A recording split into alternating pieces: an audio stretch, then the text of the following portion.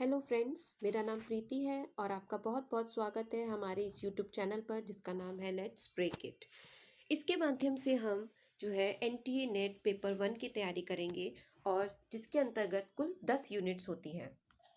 तो हम यहाँ पर समझेंगे कि पेपर किस तरीके का आता है, कैसे हमें उसकी स्ट्रेटजी बनानी है, कैसे हमें उसे क्रैक करना है या फिर ब्रेक करना है। तो चलिए देख लेते हैं कि एनटीए नेट पेपर 1 में कुल कितनी यूनिट्स आती है। फिर हम आएंगे अपनी इकाई 1 पर जो कि हमें पढ़नी है।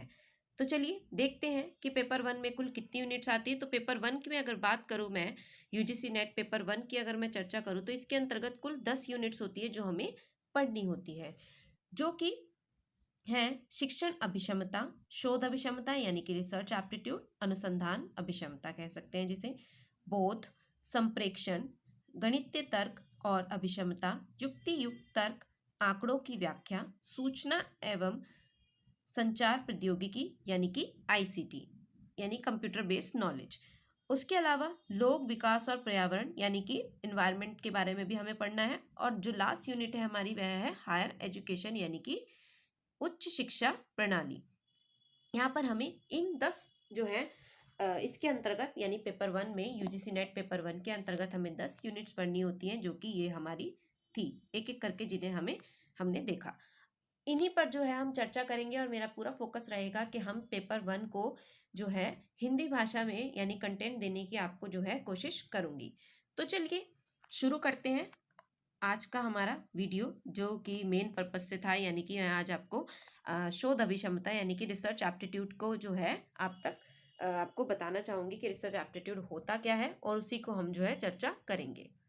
तो चलिए बढ़ते हैं। रिसर्च एप्टीट्यूड यानी कि शोध अभिक्षमता। सबसे पहले हमें शोध के बारे में जान लेना चाहिए कि शोध है क्या, यानी कि शोध की परिभाषा क्या है, यानी शोध का अर्थ क्या है। तो सरल भाषा में ज्ञान के विस्तार को हम शोध या अनुसंधान कहते हैं। यानी अगर इजी लैंग्वेज में हम बात करें तो ज्ञान को विस्तार करने के लिए ज्ञान का विस्तार ही जो है क्या है, शोध है। अब समझिए, छोटी सी बात है, अगर हमें जो है किसी भी टॉपिक पर हमने सबसे पहले रिसर्च करने के लिए हमारे पास कोई टॉपिक होना चाहिए। ये सबसे पहली ज़रूरत है कि आप किस पर जो है शोध करना चाहते हैं, किस विषय पर शोध करना चाहते हैं।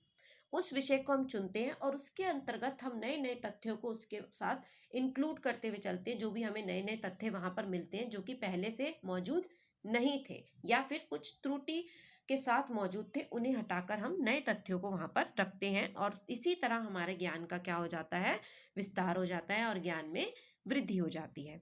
आगे देखते हैं। शोध अर्थात रिसर्च दो शब्दों से मिलकर बना है, यानी कि री प्लस सर्च अर्थात पुनः खोजना, यानी कि री अर्थात पुनः और सर्च अर्थात खोजना, यानी कि दोबारा से खोज करना। अभी मैंने बोला कि कुछ त्रुटि रह गई है या कुछ गलत तथ्य हमारे साथ वहां पर जुड़ गए हैं, तो उनको दोबारा से नए तरीके से खोज लेना या फिर कुछ नया खोजना ही क्या है, रिसर्च है। तो ये बहुत ही सीधे और साफ शब्दों में हमने रिसर्च की परिभाषा की। अब आप सोच रहे होंगे क्या रिसर्च की परिभाषा भी एग्जाम में आती है? तो ऐसा नहीं होता है। रिसर्च की जो है परिभाषा एग्जाम में नहीं पूछी जाती है। अब तो नहीं पूछी जाती क्योंकि अब एग्जाम का लेवल जो है बहुत ही हाई हो गया है। लेकिन अगर हमें एग्जाम तक पहुंचना है और उस कॉन्सेप्ट को समझना है तो यहाँ से निकलना बहुत ज़रूरी है। यानी कि इसका बेसिक जो है उसे समझना, इसके कॉन्टेक्स्ट को समझ पाना कि क्या कहना चाह रहा है, वो हमें यहीं से रास्ता मिलेगा। इसीलिए मैं चाहूंगी कि मैं बिल्कुल बेसिक से आपको रिसर्च जो है समझाऊं या फिर रिसर्च जो है आपको पढ़ाऊं। तो यहां तक आई होप सबको क्लियर होगा कि रिसर्च का अर्थ क्या है। आगे बढ़ते हैं। शोध द्वारा हम नए तथ्यों को ढूंढ निकालते हैं। अभी अभी हमने देखा कि जो भी उसमें चीजें रह गई हैं उन्हीं को ढूंढना, रिसर्च करना, दोबारा से खोजकर हम क्या करते हैं, और जो नए नए तथ्य हैं जो वहां उस वक्त रह गए थे वो अब जुड़ जाएं, तो नए तथ्यों को खोजना ही क्या है, रिसर्च है।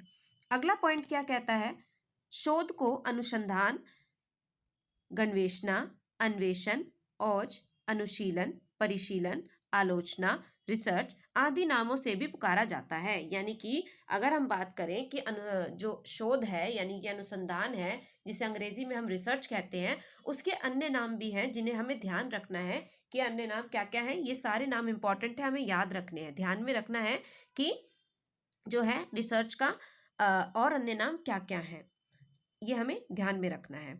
तो यहाँ पर हमने रिसर्च का अर्थ देखा। अब आगे बढ़ते हैं और देखते हैं विद्वानों के अनुसार रिसर्च की परिभाषा। यानी कि अभी तक हमने देखा सरल भाषा में, लेकिन यहाँ पर हम देखेंगे क्या, विद्वानों के अनुसार, विद्वानों ने जो परिभाषा दी है रिसर्च की, उसे हम यहाँ पर देखेंगे। तो सबसे पहले JW क्रॉसवेल के अनुसार, यानी कि एक बड़े विद्वान हैं JW क्रॉसवेल, उन्हीं के अनुसार देखेंगे वे क्या कहते हैं। अनुसंधान किसी विषय के बारे में जानकारी को एकत्रित करने एवं उसका विश्लेषण करने की एक प्रक्रिया है, एक प्रोसेस है।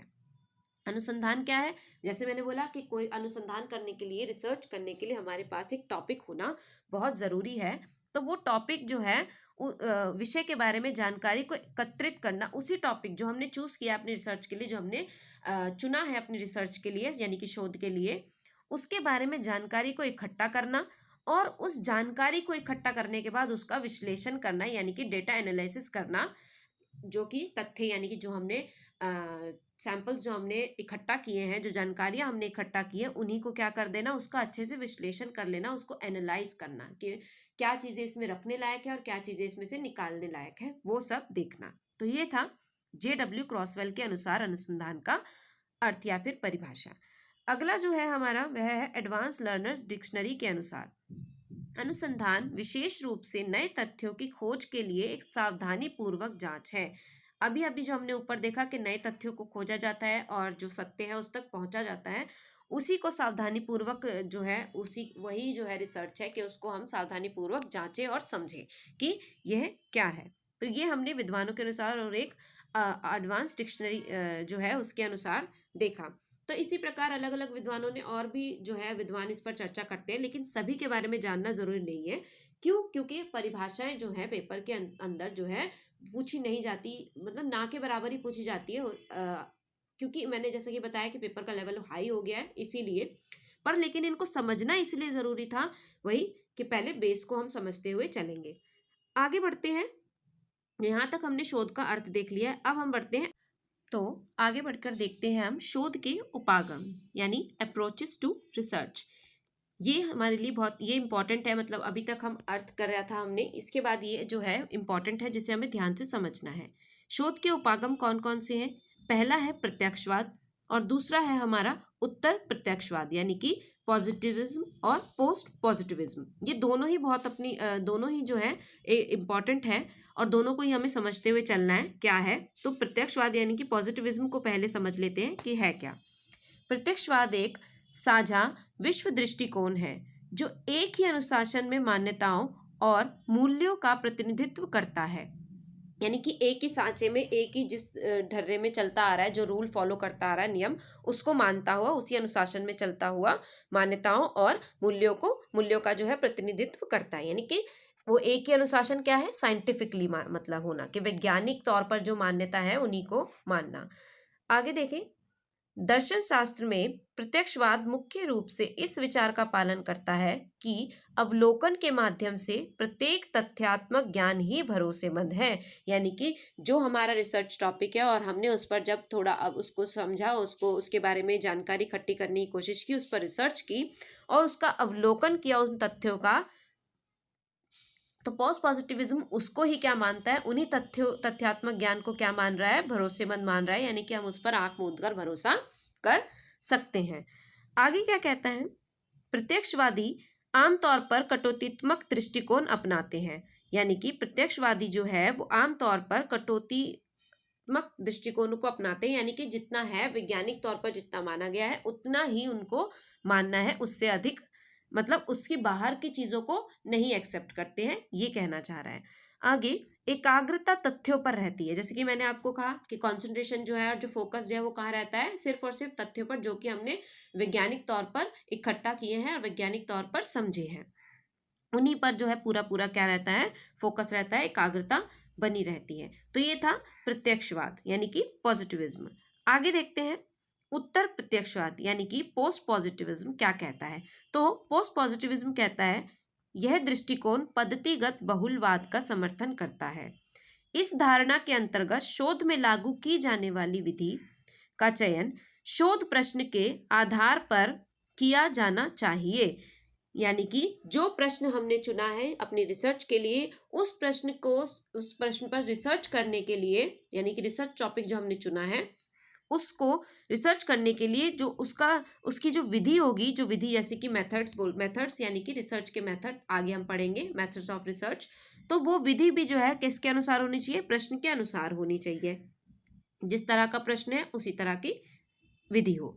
इसके अंतर्गत गंभीर यथार्थवाद मानता है कि टिप्पणियों में त्रुटि हो सकती है। यानी कि अभी तक जो हमें अपने सैंपल से, अपनी पॉपुलेशन से जो तथ्य मिले हैं, उन्हीं तथ्यों को किसने सत्य माना, वैज्ञानिक तौर पर उनका जायजा करने के बाद, उनकी जांच करने के बाद किसने सत्य माना, प्रत्यक्षवादियों ने।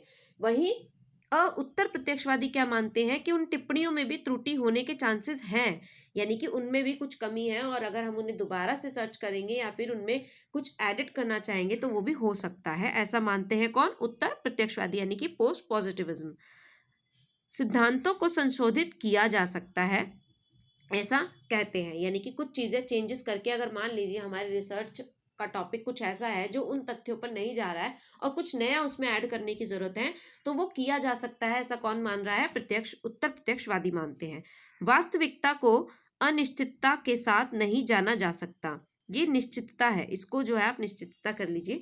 वास्तविकता को निश्चितता के साथ नहीं जाना जा सकता, यानी कि एक बार निश्चित जो हो गया कि यही है तो यही फॉलो करना है, ऐसा नहीं मानते हैं कौन, उत्तर प्रत्यक्षवादी। वो हमेशा मानते हैं कि कहीं ना कोई स्कोप है जिसमें हम एडिटिंग कर सकते हैं, यानी कि ऐड कर सकते हैं। अगर कुछ चीजें छूट गई हैं तो त्रुटि हो सकती है किसी भी टिप्पणी में, ऐसा मानता है कौन, उत्तर प्रत्यक्षवादी, यानी कि पोस्ट पॉजिटिविज्म ऐसा मानता है। अब जरा इनके दोनों के कीवर्ड्स को देख लेते हैं हम, जिनसे समझना और आसान हो जाएगा आपको कि क्या क्या कीवर्ड्स हैं, क्या क्या शब्द हैं। कीवर्ड्स का अर्थ होता है, यही कीवर्ड्स आपको एग्जाम में पूछे जाते हैं और जिनकी वजह से हम नहीं जानते हैं और हम उन्हें छोड़ कर आ जाते हैं अपना क्वेश्चन, इसीलिए इनको जानना बहुत जरूरी है। तो उत्तर प्रत्यक्षवाद यानी कि पॉजिटिविज्म और उत्तर प्रत्यक्षवाद यानी कि पोस्ट पॉजिटिविज्म, दोनों के ही हम जानेंगे। तो देखते हैं एक एक करके। मात्रात्मक, यानी कि प्रत्यक्षवाद जो है पॉजिटिविज्म के अंतर्गत कैसे तथ्यों को रखा जाता है, यानी कि सैंपल कैसे होते हैं, क्वांटिटेटिव होते हैं, मात्रात्मक होते हैं, यानी कि संख्या जिनको हम काउंट कर सकते हैं। क्वांटिटेटिव मतलब जिनको हम जोड़ सकते हैं, काउंट कर सकते हैं, वो होते हैं क्वांटिटेटिव यानी कि मात्रात्मक। ये सांख्यिकी होता है, एक तरीके से हम देख ही सकते हैं इसको ऐसे कि कैसा है, इनमें जो डेटा होता है वो क्वांटिटेटिव होता है। वही उत्तर प्रत्यक्षवाद में जो डेटा कलेक्ट होता है, यानी कि जो आंकड़े हमारे पास इकट्ठा होते हैं, जो हम रिसर्च के लिए तथ्यों को चुन रहे हैं, वो कैसे होते हैं, गुणात्मक होते हैं, यानी कि क्वालिटेटिव होते हैं। कैसे होते हैं, क्वालिटेटिव होते हैं, वो गुणात्मक होते हैं। अगला देखेंगे सेकंड पॉइंट, उत्तर प्रत्यक्षवाद प्रत्यक्षवाद में पहले देखेंगे, प्रत्यक्षवाद में उद्देश्य परक यानी कि ऑब्जेक्टिव और व्यक्ति परक यानी कि सब्जेक्टिव।